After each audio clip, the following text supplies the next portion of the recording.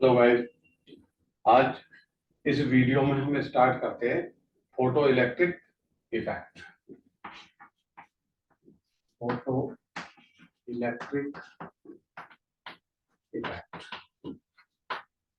Photo electric effect atomic structure का part है जिसमें फोटॉन के थ्रू इलेक्ट्रिसिटी को प्रोड्यूस करते हैं। इसमें एक मेटल होगी, मेटल के वैलेंस इलेक्ट्रॉन होंगे। ये इलेक्ट्रॉन मेटल के वैलेंस इलेक्ट्रॉन है सरफेस पर, और मेटल के इलेक्ट्रॉन वैलेंस इलेक्ट्रॉन ये बॉटम के इलेक्ट्रॉन है। ये पूरी मेटल है।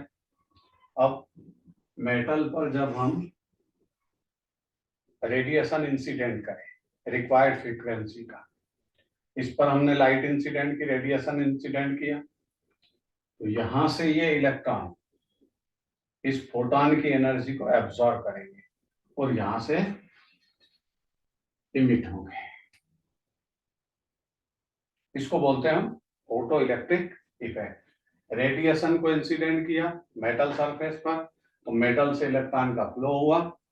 ये टर्मिनल एनोड टर्मिनल की तरह काम करेगा, मींस इलेक्ट्रॉन एनोड की तरफ ट्रांसफर होंगे, और ये प्लेट कैथोड टर्मिनल की तरह काम करेगी। इनको कनेक्ट करेंगे तो यहाँ पर एक सर्किट कंप्लीट होगा, और सर्किट कंप्लीट होगा तो यहां से फ्लो ऑफ इलेक्ट्रॉन जब होगा तो ये सर्किट ऑटोमेटिक कंप्लीट हो जाएगा। इससे सिस्टम में क्या पैदा होगी?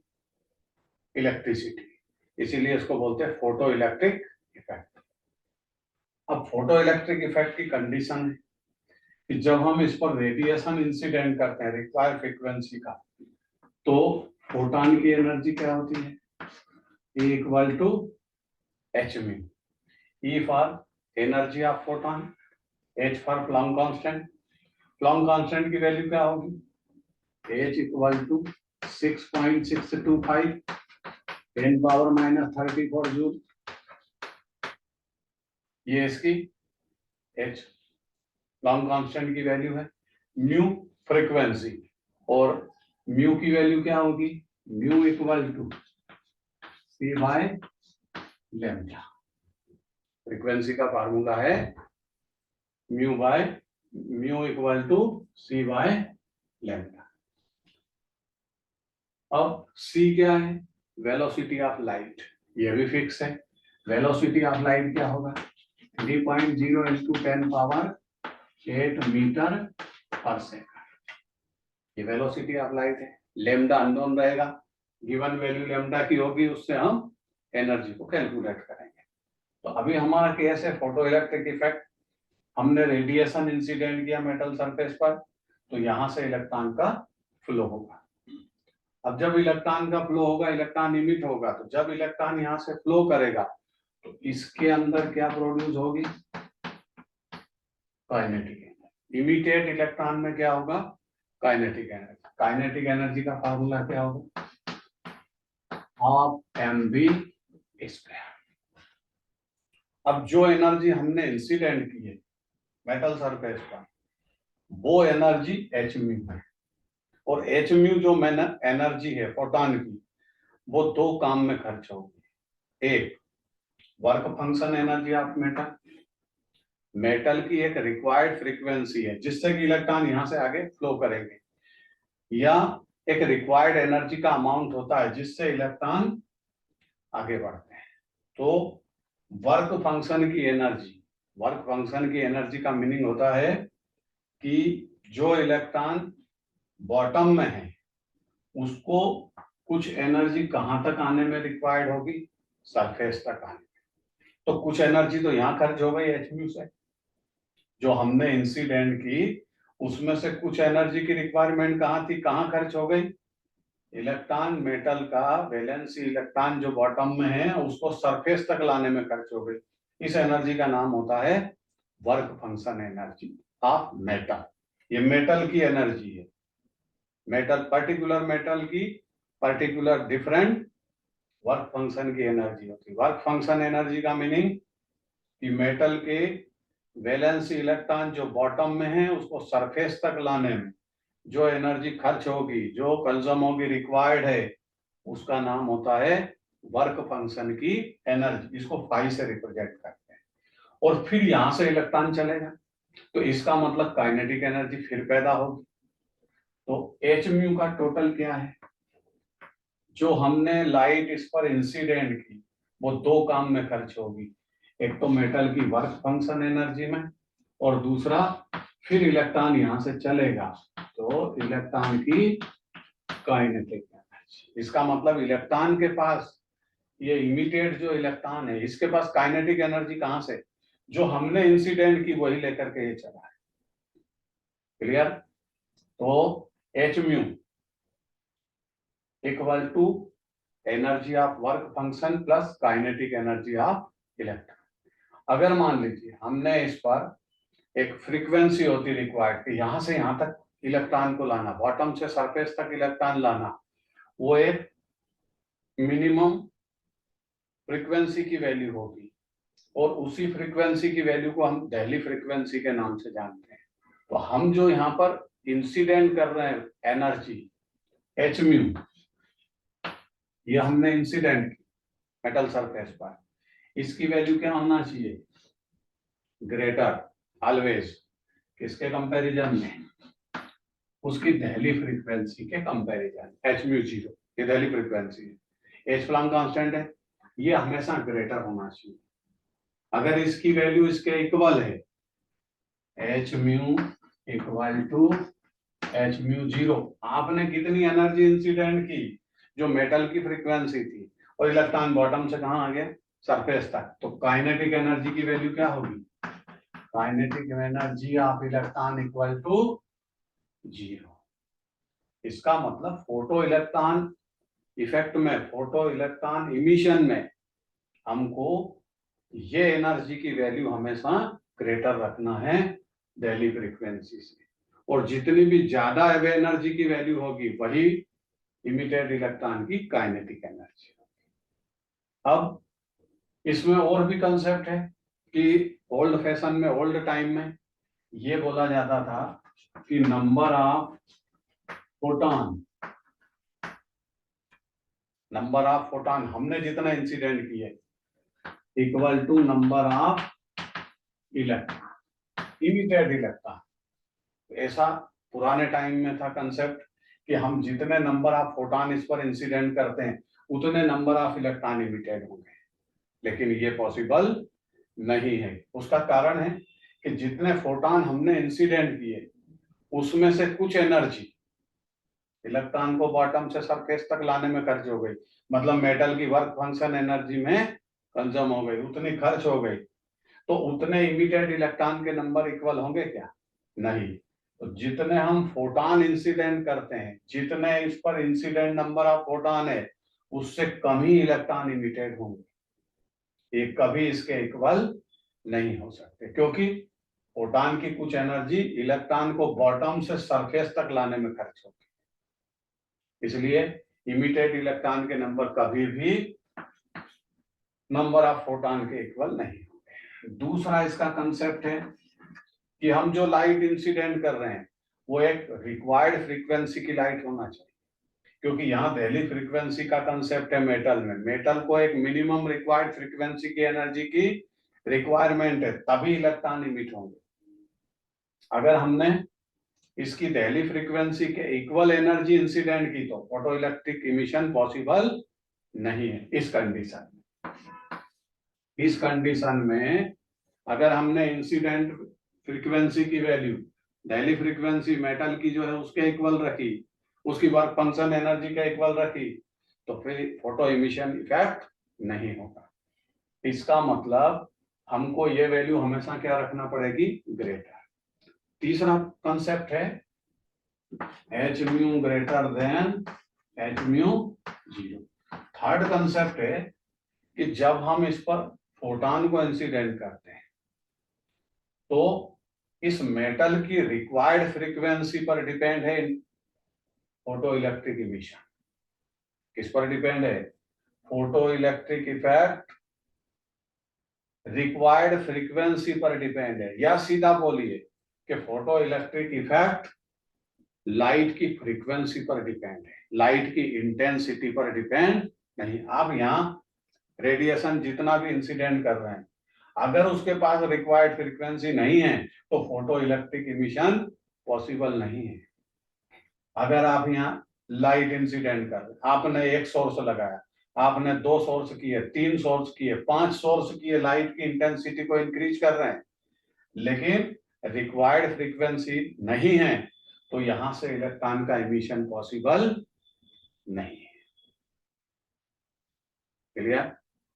तो आपको तीसरी बात ये ध्यान रखना है कि photo electric effect is directly proportional to frequency of light, not depend upon intensity of light. Photoelectric emission intensity of light पर डिपेंड नहीं है। किस पर डिपेंड है? फ्रीक्वेंसी पर डिपेंड है। फ्रीक्वेंसी जितनी ज्यादा होगी उतना फोटो इलेक्ट्रिक इमिशन ज्यादा होगा। तो ये 3 कंसेप्ट इसके हैं। एक कंसेप्ट में इसका न्यूमेरिकल आता है कि जैसे मेटल सरफेस की वर्क फंक्शन एनर्जी गिवन है। अब मेटल की वर्क फंक्शन एनर्जी कितनी गिवन है? 3.52 इलेक्ट्रॉन वोल्ट। ये गिवन डाटा है कि इस मेटल की डेली फ्रीक्वेंसी या वर्क फंक्शन की एनर्जी कितनी है? 3.52 इलेक्ट्रॉन वोल्ट। ये वर्क फंक्शन की एनर्जी। वर्क फंक्शन एनर्जी का मीनिंग क्या है? कि इलेक्ट्रॉन को बॉटम से सरफेस तक लाने में इतनी एनर्जी खर्च हो जाएगी। ये मेटल की पर्टिकुलर वैल्यू होती है। अब क्वेश्चन में आपको ये बोला कि इस पर जो लाइट इंसिडेंट की है वो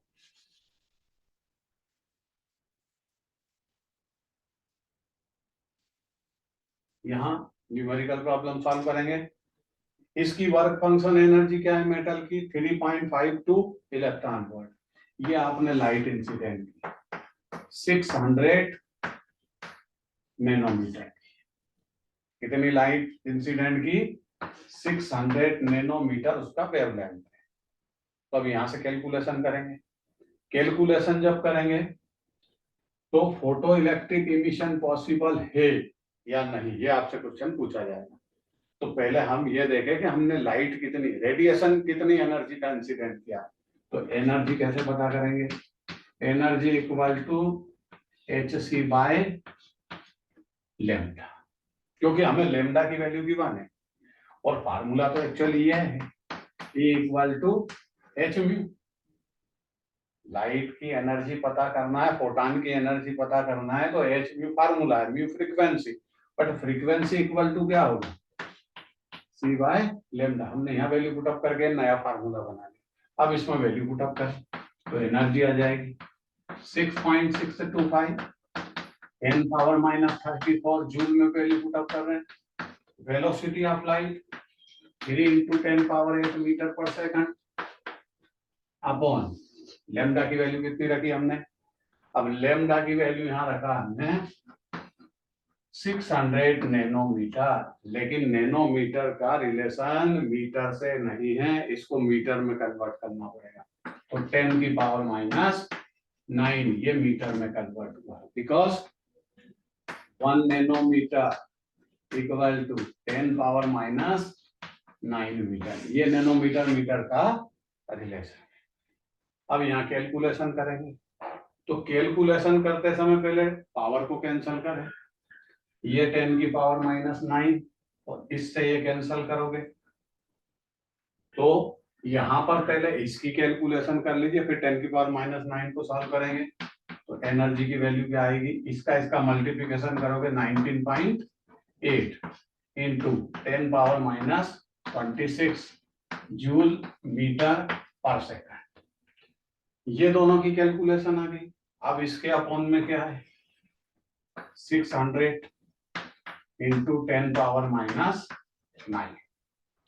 तो पहले इसको कैंसिल करेंगे, -9 पावर और 26 को कैंसिल करेंगे तो यहाँ पर पावर क्या बचेगी, ये आंसर आ गया 19.8 इंटू 10 पावर माइनस 17 अपॉन 600।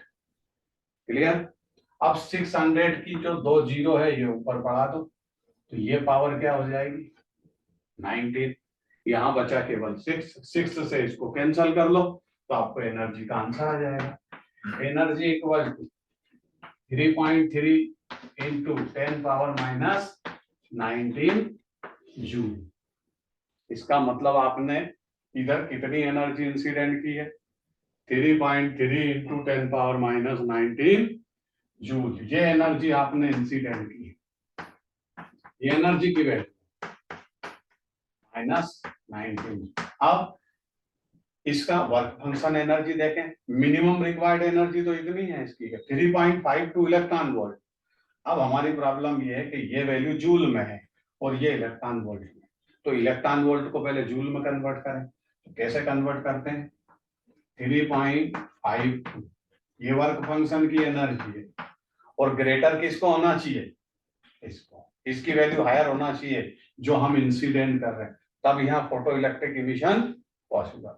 तो 3.52 इलेक्ट्रॉन वोल्ट, इलेक्ट्रॉन वोल्ट को आपको बदलना है जूल में, तो इतने का मल्टीप्लिकेशन करेंगे। अब मल्टीप्लिकेशन किसका करना है 3.52 इंटू 1.6 का।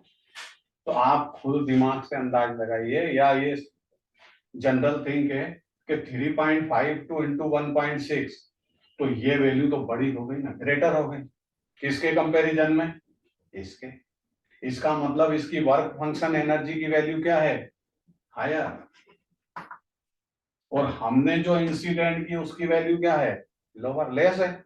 तो यहां से फोटो इलेक्ट्रिक इमिशन पॉसिबल नहीं। फोटो इलेक्ट्रिक इमिशन पॉसिबल कब है, जब ये वाली वैल्यू ग्रेटर, ये वैल्यू बड़ी हो इसके कंपैरिजन, और अभी तो ये खुद बड़ी हो गई, तो यहां से इलेक्ट्रॉन का फ्लो होना पॉसिबल नहीं है। तो फोटो इलेक्ट्रिक इमिशन में हमें ध्यान रखना है कि हम जो लाइट इंसिडेंट कर रहे हैं, रेडिएशन जो इंसिडेंट कर रहे हैं, उसकी जो एनर्जी की वैल्यू है वो हमेशा ग्रेटर होना चाहिए वर्क फंक्शन एनर्जी के कंपैरिजन में। और जो वर्क फंक्शन एनर्जी की वैल्यू होगी इंसिडेंट वैल्यू से माइनस करेंगे, तब हमको काइनेटिक एनर्जी फोटॉन की मिल जाएगी, काइनेटिक एनर्जी ऑफ इलेक्ट्रॉन मिल जाएगी। इस तरह फोटो इलेक्ट्रिक इफेक्ट में इतने सारे जो कंसेप्ट है वो यूज होते हैं। इसमें कल हम स्टडी करेंगे डी ब्रागली इक्वेशन की, और लास्ट है हाइड्रोजन स्पेक्ट्रम। ओके।